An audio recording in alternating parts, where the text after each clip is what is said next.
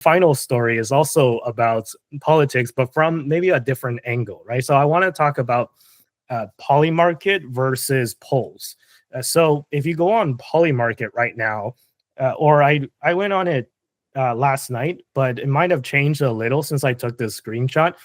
But it's roughly the same, I think, where Donald Trump is leading around 55% to Kamala Harris at around 45%. So this has been quite the dramatic change because if you look at the actual chart, Harris was actually leading pretty much all of September, and it was just like this past week where we had a huge surge for Donald Trump and a huge plunge for Kamala Harris, and there's maybe several reasons for it. If you want the practical reason, it's just apparently a bunch of pro-Trump whales came on Polymarket and bet in favor of Trump, who, of course, that's going to shift it's the favor. So if you guys don't know how that works, it's basically like every outcome has a percentage, and let's say if it's 55% for Trump, then each share costs 55 cents, and if you win or if Trump wins the election, then that share goes to $1, right? So you almost double your money versus it's like what the percentage is how much one share costs, and if that outcome becomes true, then it goes to $1, right? So it goes to 100% essentially, right? So 54 cents, 54 percent is what is showing here on this graph of Polymarket odds. So of course, if people, this is an ever-changing market. So if a big whale comes in and drops like, let's say 200 grand on Trump, that's going to shift the odds, right? So this person, Swan Marcus, is arguing that, look, there's one person that holds almost 8 million pro-Trump shares, right? So given that if he entered in at, say, like 50 cents, then that costs like $4 million almost, right? I don't know what his average cost was for those shares, but there's one dude that holds almost, $4 million worth of pro-Trump shares. And then there's another, the same guy also has 600 grand on Trump winning the popular vote and 200 grand on him winning Michigan. So there's a big whale, obviously, that's heavily betting in favor of Trump. But, the counter argument is that, this is from Nick Carter, who's, I'm sure a lot of you know Nick Carter. He's a pretty famous guy in the crypto industry, but he's lately gotten some flack for posting about politics as well. But what he was saying was, look, market participants, they stand to lose a lot of money if they're wrong. So there's a huge motivation and there's a huge motive to price info inaccurately. So people wouldn't bet, like this person who bet like $4 million on Trump, he would not be doing that if he didn't actually think that Trump was going to win, because like if he's wrong, then he loses $4 million, right? And if you think that the market is mispriced, literally, you can just bet the opposite of that. And if you say that you have superior knowledge, then you'll make a huge profit from it, right? Because the market is wrong. There's nothing stopping you from betting the other way if you think that you have an edge. So that's the whole like kind of argument, counter argument. So that's part one.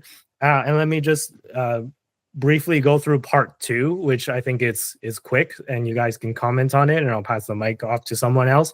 But yeah, part two is basically like examining the reason why Trump could be ahead, or why he surged ahead. Like what's with that huge plunge from Kamala Harris, and what's with that huge like subsequent surge from Donald Trump? Well, several things happened, right? So number one, Trump returned to Butler, Pennsylvania for a rally, and you can see a beautiful photo of Elon Musk, who also showed up at that rally. It's like bringing your autistic son to work. So we got that photo.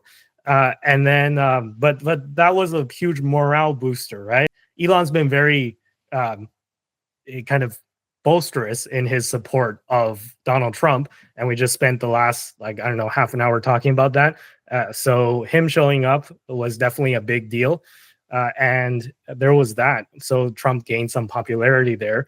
And then there was also a 60 Minutes interview on CBS with Kamala Harris, which was, let's just say, not well received, at least from what I've seen. So a lot of people that I would consider maybe even slightly left leaning were saying that this was not a good interview for Kamala Harris. Like, she rambled on and on.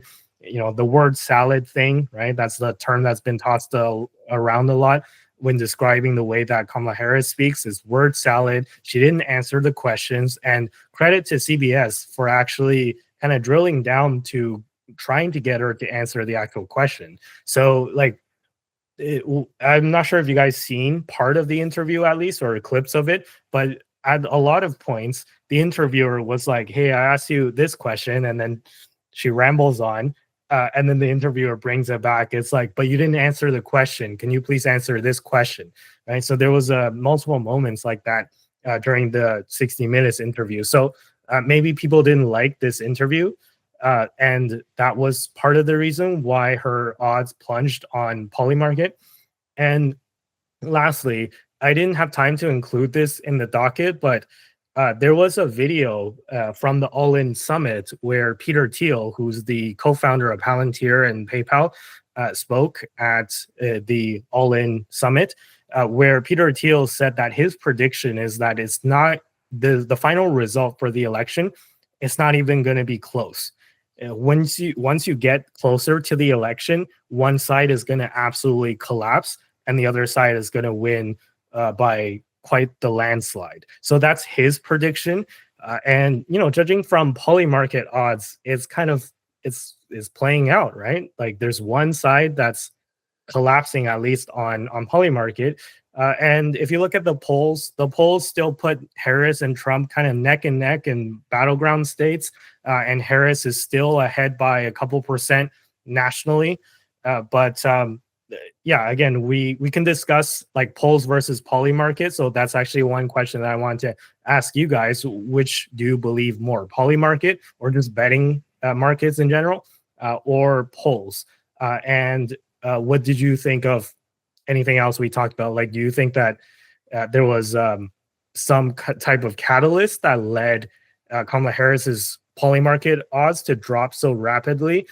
Or do you think that it's just, like the Swan Marcus guy said, is like whales manipulating the market, or just, yeah, anything on that front? So feel free to take it away. I think everyone's like memeing on social media how I'd answer a question if I was Kamala Harris. And people are like, well, I was born in the middle class. Like, after they answer a question that, like, she'll say that and it has nothing to do with like the actual question itself. That's like memeing on the internet right now. I think that's like a testament of how um as of current time she's doing in terms of like what people think of her and like how she's answering questions versus Donald Trump. I think getting Elon's endorsement is like kind of a good look for him. Like, and then the supports of like many other people as well. So I guess in current time, it's the direction of sort of which they are in right now, where like Trump's kind of like a little upper, and then like Kamala is like a little downer. So that's definitely that for sure. And to answer your other question, like Polymarket versus polls, I think I invest into the S&P 500. Like, pat on my back for myself. Like, it's doing really well lately. I'm like happy about that. Sorry to miners there, but I think the polls, since it's a traditionalist system, would probably be a little more accurate. But not to say that Polymarket wouldn't be also accurate too as well. But I also do agree with what that one guy said. No one would bet a lot of money on Trump if they didn't know they were gonna win for sure. So like in terms of like swaying it for like their bias wants. I don't know. I think conviction speaks for itself. So, I mean, who knows what happens in the election coming soon? But I think Polymarket's still a relatively fair source to compare. So, Yeah, that was Dominic's point about the middle class meme is hilarious because it's so true. Like, I've even seen Democrats share it. So like it's the wrong meme to be trending like a month before the election because it just makes you look. It's just the meme is saying that she's being authentic. So not great for her. It's not a good look. The Elon factor and the morale for sure. Like, really, it was timed right when things shifted. And then just like Kamala had a reasonably timed honeymoon from mid-August all the way through. The media gave her amazing coverage. She's the smart candidate, and she like had a better debate and this kind of stuff. The way the media covered her, like that was really helpful for her in the polls, especially for like voters that weren't necessarily closely paying attention. But like she was also like, it's known that she was like avoiding interviews. Like they basically admitted she was avoiding interviews. Mark Cuban said it straight up in his interview, and a lot of people watched that. The Cuban interview and a lot of the other like Mark Cuban type individuals who are vouching for her are basically clearly telling the media that what Kamala says about like economics and taxation, she says in totally different conversations with us when we're behind closed doors. Again, like when Mark Cuban does that, he thinks he's helping Kamala, but he's actually making her look bad because he's saying, "Oh, she's lying to the media." When she talks to me, she's pro-business. So, like, the Democrats don't have a strong, cohesive message here, and I think it's starting to show. And then just like Kamala, when they actually put her in front of the camera, she's not good at interviews. She doesn't have a lot of experience, I guess, in that realm. Like, she might be a very smart person. She's a lawyer. She's a district attorney. Like, but interviews aren't her strong point. And yeah, and she just comes across as unprepared. And like, there was the moment where they said like differentiate yourself from Biden, and she chose not to. And it was like they handed you a softball, and you weren't even prepared for that question. So, I also think your point about CBS gave her a good interview. I think CBS is actually responding to a lot of like negative press they're getting on X, where everybody keeps calling the mainstream media out for like these like softball questions and stuff they're giving to Kamala and Waltz. So now they have to respond because they're a business. Because now their branding is being hurt. In terms of polls versus Polymarket, like in past elections, I never really paid attention to the betting markets. I never really understood why betting markets would be better than polls. It was always kind of confusing to me. But like I have heard things like from what Nick Carter said, that like market actors are betting real money on this, so they're not necessarily betting for like who they like. They're betting for who they think is going to make the money. Like I've seen a lot of Trump supporters on X thinking he's going to lose the election, so they might be voting for Kamala on Polymarket for all we know. So and I think of some guys like gonna spend $600,000 in his mind. He's probably pretty sure that Trump's gonna win. I can't imagine somebody is spending $600,000 on Polymarket just to sway the results of the poll. And it also brings me back to something you said, Andy, last week, where you said that like economists are just theoretical, but the people who actually understand the economics are like the market actors because they're betting in real time on the markets, which is interesting. So you're saying you can basically apply this to this and say the market actors are rational thinkers, and people who are being like disrupted at dinner time are not necessarily like the rational actors in this conversation. And there's also a lot of issues with polling, like there's always been issues with cell phones and young voters don't pick up their phones. Are like the weights correct? And another huge advantage for betting markets, like we saw today, is that they're responsive to real news. Like they're real time responsive. So I think that's what betting markets provide for you that polls can't. Because usually, if something happens, they're like, "Well, we're gonna have to wait 6 days for the polls to come out." Well, Polymarket's just like instantaneous. There's a reaction. People are betting real money on it, and it's like a signal telling you what is. Like how voters are reacting to it in real time, which you can't really get from polling. In my opinion, betting markets are more accurate than polls for the precise reasons that you just mentioned. It's all about skin in the game, right? And I'm going to say that phrase. I'm going to try and say that phrase every episode as often as I can, because this is a very important thing that I think that people should drill into their heads, not only for this election, but just in general in life, right? Like listen to people who have skin in the game. And that's the most important thing. Like the people that are on Polymarket, that is the definition of skin in the game, because like Nick Carter said, you could lose a lot of money if you're wrong. And if you think that something else is going to happen and the market is wrong, then you can bet against the market using your superior knowledge and win a lot of money, right? So I brought this up when we first talked about Polymarket on that episode where we talked about the like Israel-Lebanon war, where let's say if you ran a poll and you put the poll as like, do you think that Israel will invade Lebanon? Right. I think most people are anti-war and they don't want to see that happen. Right. So I would imagine that most people would vote no, because like when you're voting without skin in the game, when you're just clicking a button and there's no consequences, then people tend to respond with what they want to happen. But if you're actually putting money on the line, then it's what you think is going to happen. And like what you said earlier, Sunil, that you've seen like, you know, a lot of Trump supporters thinking that Trump might actually lose.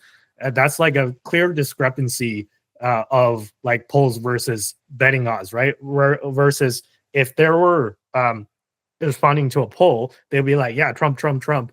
But if they were actually like, if you actually ask them to put their money on the line, then they might like they might bet the other way, because there's a disconnect between what they want to happen and what they think will actually happen. So I think that's just like a very clear kind of delineation between polls and betting odds. And personally, I trust the betting odds a little bit more. And even if you trust in the polls, right? Like the polls were wrong in 2016, and in 2020, Biden did win, but it was like he was leading by a lot in the polls, right? I believe he was leading by like 6% nationally. So if you look at the polls now, Kamala Harris is leading by like 1 to 2%. And I believe that in 2016, Hillary Clinton was leading Trump by 3.5%. So if you look at the polls nationally, it seems like Harris is underperforming Clinton, and Clinton lost. So, you know, draw from that what you will, right? And I think that the betting markets, again, people with skin in the game, are giving you a more accurate picture right now than the polls. But that's just my opinion. Tristan, I see you're dying to speak, so I'm going to pass the mic to you. Yeah, I have some spicy takes on this. I'm not gonna lie. So to start with, I think Polymarket is a pretty mid-tier way to assess this. It's got some major issues that I don't think we've talked about with regards to assessing who will be the next president. And one of the biggest ones is the fact that in this instance, the polls and the Polymarket theoretically should both have people having skin in the game, because I have skin in the game if I'm in the polls, because whoever wins will directly affect my economic position, because I'm an American to be polled. So I have to be in America and I am American. So whoever is elected is going to be directly affecting me and my financial future and etc. So it's not a direct money changing hands kind of perspective, but it is a degree of skin in the game, because it is your country that this leadership change is going to be occurring in. Whereas the big issue with Polymarket is that, well, there is a bet between the money that is going to be going around. It is not just restricted to Americans. Unless, correct me if I'm wrong on that front, but from my understanding, I could go and buy a bunch of stuff saying Trump is going to win. And the fact that I can now influence that market means that that could have a sway being caused by international individuals who are thinking, oh, Trump's more likely to be elected, yet they don't actually have any skin in the game in terms of like their future in the country. And so they aren't their only skin in the game is the dollar amount that they put into this Polymarket. So on that front, there is also going to be a divergence from reality, because there's going to be people who are running into this with a perception based on social media and based on their assessment of American politics that is going to be playing into how they make this bet that is not going to be the same as reality. And so on that front, I think there's an issue with the accuracy of both platforms, because in my experience, the polls have been consistently inconsistent. That's the only thing they've been good at, is predicting that there is something going to happen. The accuracy of it has been all over the place, so I don't think they're a particularly good tool to assess who is actually going to win. It's basically a big piece of paper that goes, there are some people, they're going to be in some voting, and someone will win, and it's close. That's basically all we've got. All we know is that it's close from the polls, because whether they say Kamala's going to win or Trump's going to win, at the end of the day, it doesn't matter until we actually have that election result, as we saw with 2016, where Hillary Clinton got completely stomped unexpectedly, even though the polls were like, yes, she's going to win. And then the Polymarket side, again, a lot because of the international factor, there's going to be a lot of people who don't have any real skin in the game in terms of like being able to vote in the election anyway, that makes their votes going to be different from reality. And based on, so if I'm voting on my perception of American politics, maybe I've been talking to a lot of left-leaning people in Canada, and they're like, the Democrats are going to win for sure. And now I've bet on here that the Democrats are going to win. That's going to be a vote for the Democrats that the Democrats don't deserve to have, because at the end of the day, I am Canadian. My vote in this instance would not matter. Whether if everyone in Canada voted for the Democrats on this Polymarket, it would change the score in the Polymarket, but it would not change the results of the election. So that's just what I wanted to dive into for some spiciness. No, you know what? I don't disagree with you overall. I do agree with what you said about, both polls and Polymarket having advantages and disadvantages. But maybe just as a slight counter to what you said about like international people from like nothing's stopping international people from voting in Polymarket with their dollars, with their money. I think that could be an advantage as well, because sometimes when you're too close to the situation, you can't see it, right? It's like if you're having relationship problems, like, yes, it's your relationship, but maybe it's best to bring a third party in and ask a friend to like evaluate the situation. And maybe that friend who's outside of the relationship has a clearer view of what's going on, right? So I think that it could be a factor as well with the presidential election, where I would imagine that a lot of the people that are actually willing to bet on the election are high information people, right? Like they understand how the American political system works, and they understand like the electoral college and like like which states which person needs to win in order to have a higher chance of winning the whole thing. Whereas I don't think like there's a decent amount of Americans who like don't understand their own political system, right? And I would imagine that like Polymarket is kind of sucking in the like high information people that actually understand the American system to a high degree. So I think that's could be a factor as well.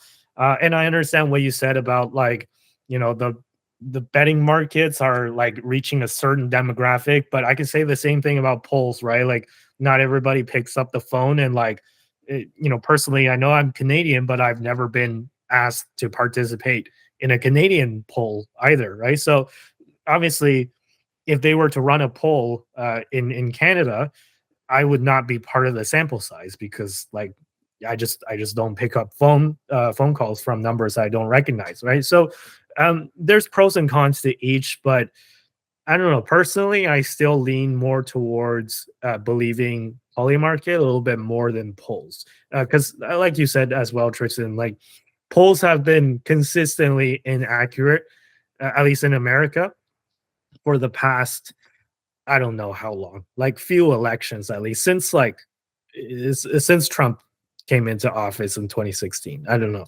I don't have any skin in the game in the debate between polls and Polymarket, but beyond that, I actually had the same question as Tristan about like what is the international nature of Polymarket, like how does that impact it? Like I think I asked you, Andy, the other day, is like, is this going to impact like what happens if non-Americans are voting? But then it's a question of like, is the wisdom of the American only crowd versus the wisdom of the international, like which one's better? I don't know. It's hard to say. And the last point I'll say is we actually have data from past elections. So for 2012, Obama, the polls were at more right. Both polls and betting markets said that it was going to be close, but Obama was going to win, and the polls were slightly more accurate. And the betting markets thought it was going to be like closer to 50-50, even though they were betting on Obama. And then in 2016, the betting markets were more accurate, and in 2020, betting markets and polls both showed Hillary winning. Betting markets were much closer to 50-50 though, so they were more accurate. And in 2020, the betting markets were more accurate. So the betting markets are starting to win.